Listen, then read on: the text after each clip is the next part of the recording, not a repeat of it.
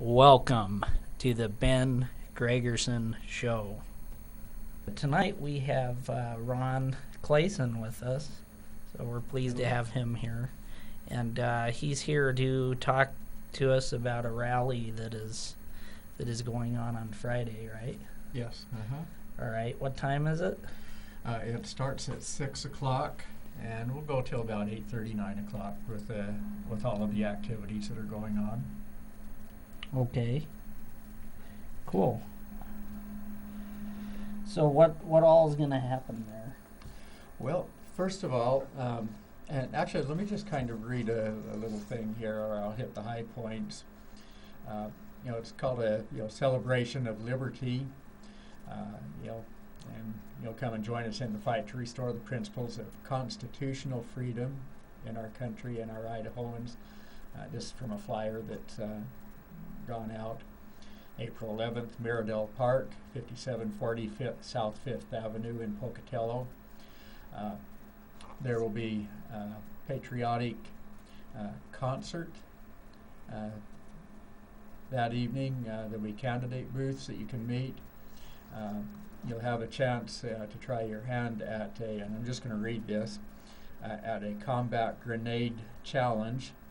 Each time your wiffle grenade hits its mark, you will win a raffle ticket for the items listed below. I'll get to them in a minute. It says, keep in mind that your objective will be a moving target that has defeated all comers, including police, SWAT, and military. Do you have what it takes? I'd have to try that and see if I do or not. And then there will be additional raffle tickets that can be purchased. The raffle tickets there would be $10 is the regular price, but for this evening you can get two of them for $10, so it's kind of like $5 for the evening. It's actually the Tea Party, Pocatello Tea Party, that's sponsoring the event. Okay. And then the raffle items, one of them is a Ruger SR9C, which is a very popular handgun for self-defense. It's very good for concealed carry. Also, Lance Earl will be raffling hundreds of dollars of advanced firearm trainings to the winners. There'll be two courses. One would be the basic pistol course, or one called the Dragon Slayer course, which is a special defensive course for the ladies. And you need to be present to win that, to win any of those. Also, Big D's Gun Shop will be providing 2 bricks of these 22 shells, which are very hard to come by right now. And a brick of those is 500 rounds of the long rifle 22 shells, and so that's pretty sizable, pretty nice raffle there. So there's those 3 items. What will happen on the handgun is that one will be, the raffle winner will be chosen on the night of the primary elections. May 20th, I believe, is the date. Yes, on May 20th, and then the person will receive an immediate email on that. On the other raffle items, the handgun training or the 22 shells, that would be done the evening of our rally here on April 11th. Okay. And the winners of those, their tickets will go back into the raffle for the handguns, and so that's the way that's going to work. So that's kind of the nuts and bolts of it. I've been in charge of the program, and that's what what I'll talk about more here. You have any questions at this point, or anything? Well, I'd like to win some of those gun trainings. That sounds like a lot of fun. Some of those grenade games sound pretty sweet too. Yeah, I understand. I went out there with him a couple days ago, and he was figuring out how to set it up. And I guess the change that, I mean, it's a moving target, and you know, the trees are about, probably it looked like about 40, 50 feet apart that he strings things up on, and then they're moving around, and so you're trying to hit them, and I guess it's sounds like it's quite a challenge. Yeah, that sounds like a lot of fun. I'm pretty excited about that. So Yeah. And there's going to be a band playing there, right? Yes, and actually that's me. Ron Clayson Band, Ron Clayson and the Rapid Creek Band will be there. I'm really excited about what we've got going on. And to start it, and kind of introduce this, the program really is for you. Because for the last about 3 to 4 months since I found out that they wanted me to put the program together, I've been asking people, what's the most important issue here in our country? What are our biggest problems? What do we need to deal with? What do we need as a country to become strong again, and those types of things. And as I've gotten those responses, I've compiled those, and the program is going to revolve around those principles. And the program is called the Principles of Freedom Concert and Rally. And for example, there are principles such as states and individual rights. In other words, that we need to stand up for our rights here in the states. Anyway, there'll be those. Political correctness is another one that came up. Constitutional illiteracy is another problem that came up. Apathy or complacency, and I know it's easy to feel, where you just want to forget about all this politics. But frankly, that's a problem. Yeah, it is. It sure is. I find political correctness obnoxious too. Like, for me, it's annoying because you always have to be super careful about what you say. And I swear, stuff that didn't used to be racist or sexist is now racist and sexist now. So, and I don't even understand why it's racist or sexist.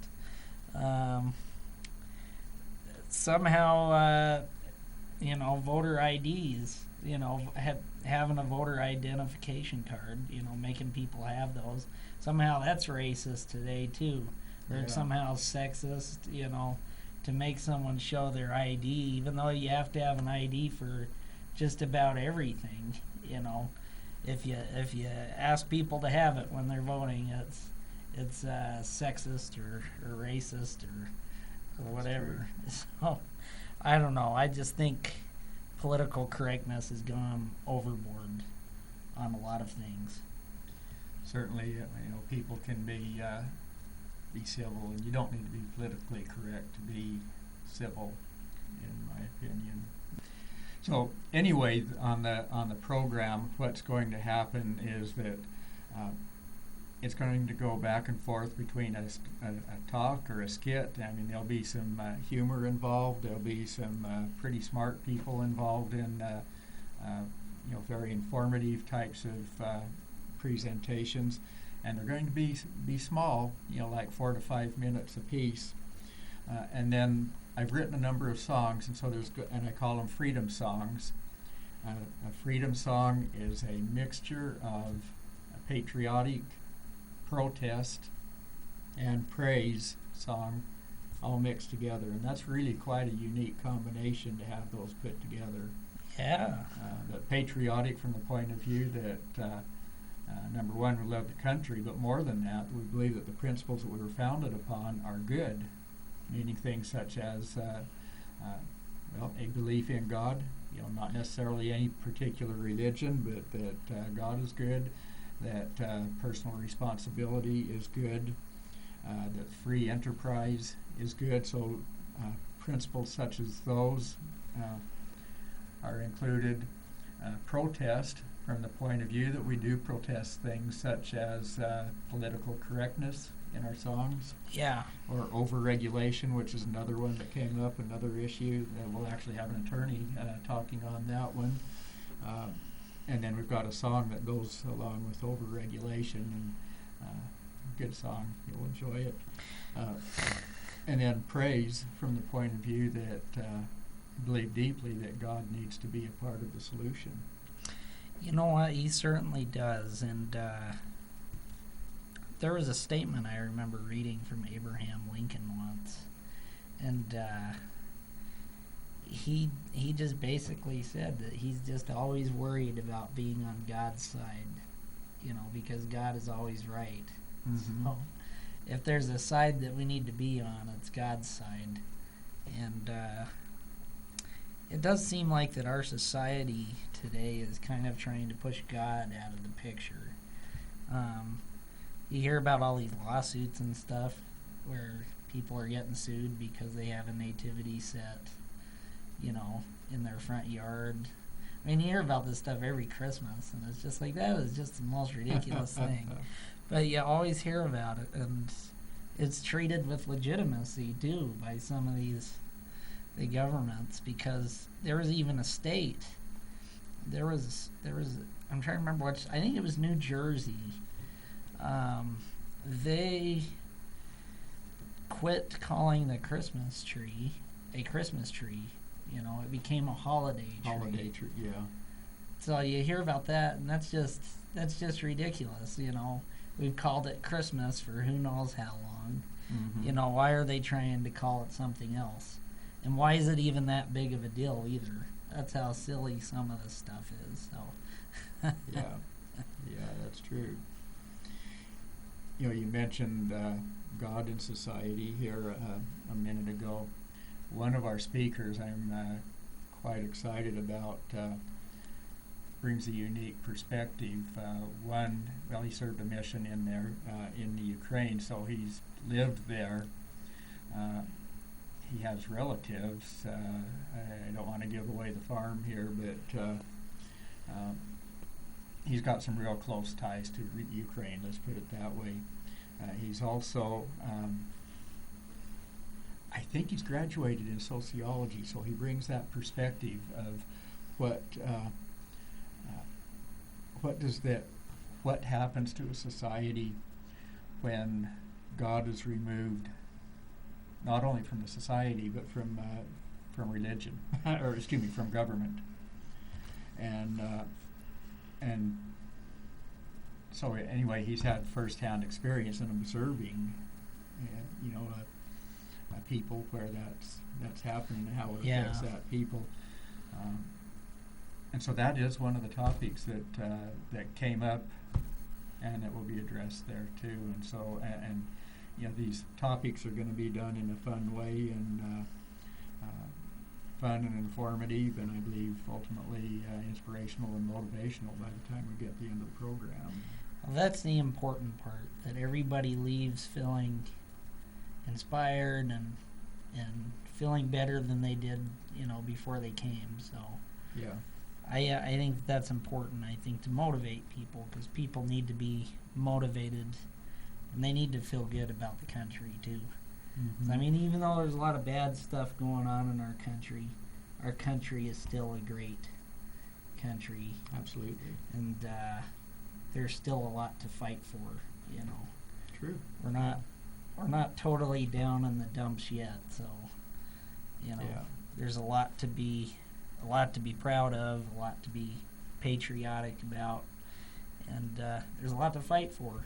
So that we can stay the greatest nation on God's green earth. So, and that topic about, you're talking about God and society, I think that is really important, because I think that is something that people need to understand better, because I think schools for long enough have been kind of teaching people that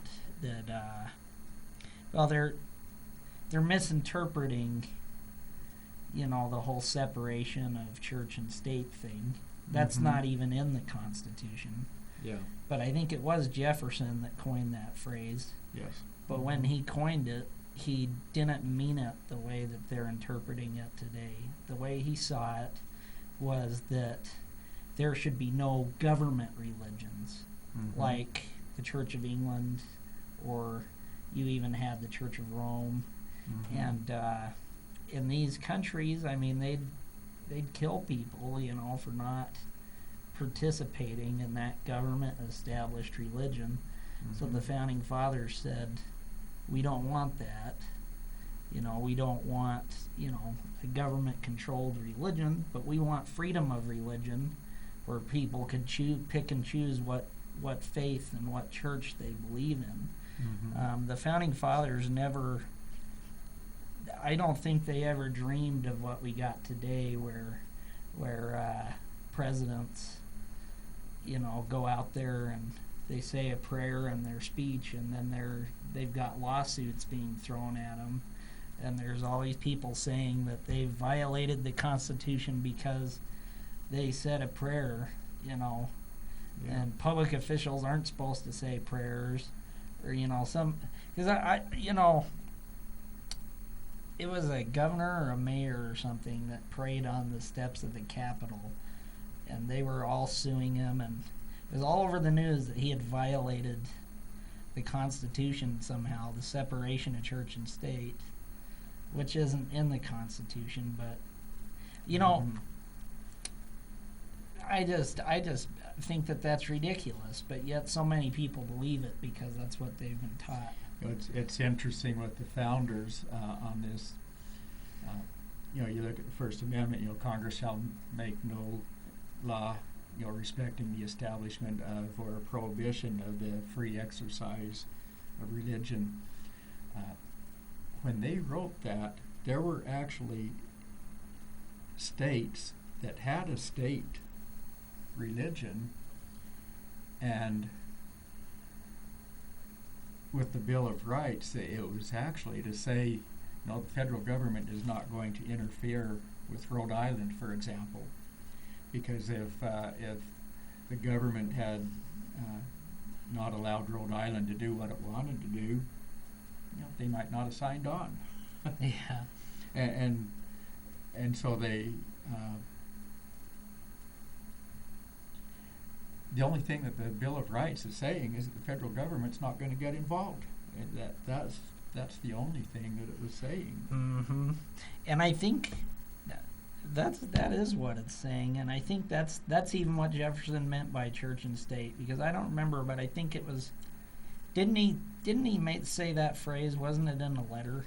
Wasn't there like a letter to Anabaptist, a Baptist organization, where they were concerned about the government curtailing their religious activities, and so Jefferson wrote back and saying, yes, there's a wall between the church and the state. Essentially, he was, he was, what's the word? Telling them that no, we're not going to stop you from from exercising your religion the way you want to. Yeah. He wasn't saying you can't do it. He was saying we're not going to stop you, and that was the gist of the letter that he wrote to them. Yeah.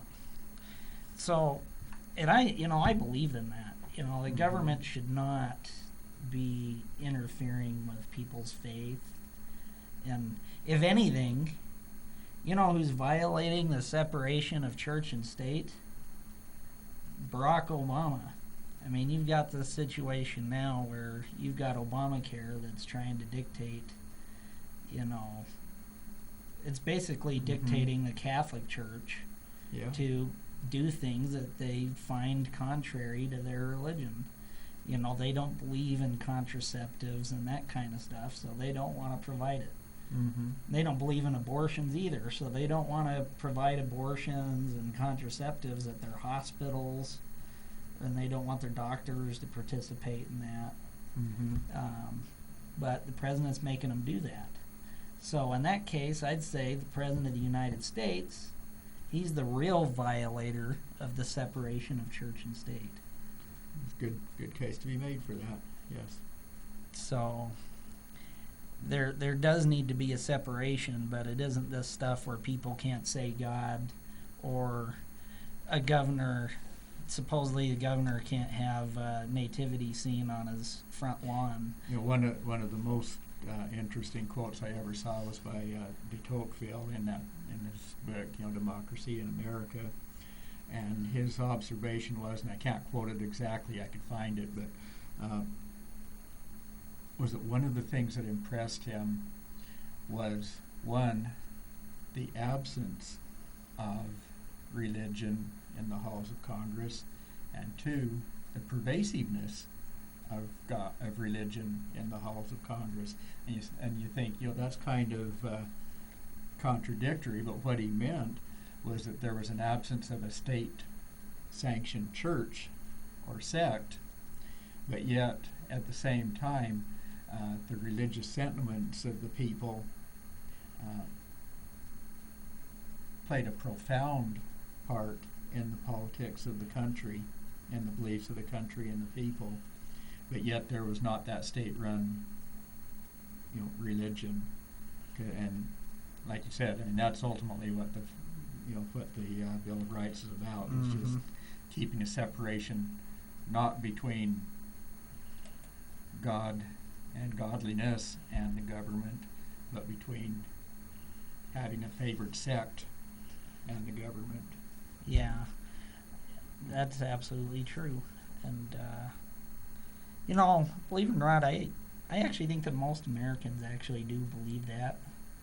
But that's just not what you see on the TV. It's not what you're hearing when you go to school. But I do think that parents, a lot of good parents, are out there teaching their kids about that stuff and what it really means. I agree. I think there's far more similarities between Republicans, Democrats, left and right, between people in general than what we are made to believe actually exists. I had an interesting experience a couple of weeks ago where some friends of mine had asked me to be on a TV show that they do here at Channel 12 as well. I've been moderating a Constitution study group for about the last 3 years, and they wanted me to come and talk about that. And I was, and I asked them also, can I come and sing some of my songs, because I've written a lot of songs, and a lot of them are going to be at this event here on Friday, by the way. But I was really kind of scared because they were Democrats, and so I was wondering, am I being set up here for some way or the other? And also, when I got to singing the songs, I was concerned, how are they going to accept the songs? Because I'd always kind of thought of them as I'm quite conservative, as being kind of a conservative niche types of songs. And one of the ladies there said, she said, "You mean to sing? You actually sing those for conservative people?" And he says, that doesn't sound very conservative. And my jaw dropped open, and what do you mean? That just didn't make any sense to me. And her comment was, she says, well, you're singing about the individual, the common person and all of that. And the light kind of went on to me, we're not that different. And as we went through the TV show and visited, I mean, we had all types of shared ideals and beliefs. And while there were some differences here and there, and I truly believe this, there's more that unites us than there is that divides us. When we talk about the people. Now, if we talk about Congress, that can be a different thing. And let me give you an example of that's really pretty interesting. On Obamacare, and I got the numbers on this. There's been an average of about 100 polls per year since 2009 on Obamacare, and during that time period, 89% of them have polled against Obamacare and roughly 11% for. So how did we end up with a Congress that voted over 50% in favor of it? and yet the polls were 89% against. There's a disconnect. There is, and I think it ultimately has to do with where the money's coming from. Yeah. I think that they're serving special interest before they're serving their constituents. And I really so, do believe that. Yeah, and that's right in line with what the left would say. And bingo, maybe we're both right on. That might be something that both sides are right about. Yeah. And like you said, there is a lot that unites us. Yeah. We are the United States of America, and I think there's a lot of things that we should be uniting on, because I think a united country is important for preserving the nation. I really do believe that, and I remember specifically when Jesus Christ said, "A house divided against itself cannot stand." So it is important for people to unite together. Yeah, very, very true. And we've got to unite on good principles, that we all believe in. Yeah, true. So back on this song thing, I mean, they loved the music, and in fact, they even invited me to perform at a Democratic type of function next month. And so we're, like you say, there's more that unites it but more to come together around. So anybody out there, Democrat, Republican, or whoever, would love to have you come and attend the event. It's in Marydale Park, right? Marydale Park on 5740 South Main, down towards Century, just barely this side of the sheriff's office. And though the point of view will be from the point of view that we do believe that God is an important part of our country, and there will be a lot of conservative principles talked about there. Awesome. And I guess just to help people out there find Marydale Park, I believe that it is on the left side of the road. Yes. And there's a big red barn. You can't miss it. Just look for the huge red barn and you'll find it. And if you pass Century or the sheriff's office, you've gone too far. Yeah, that's true. Is the sheriff's office, is that where the jail is? Yes. Okay, all right. I just wanted to make sure about that.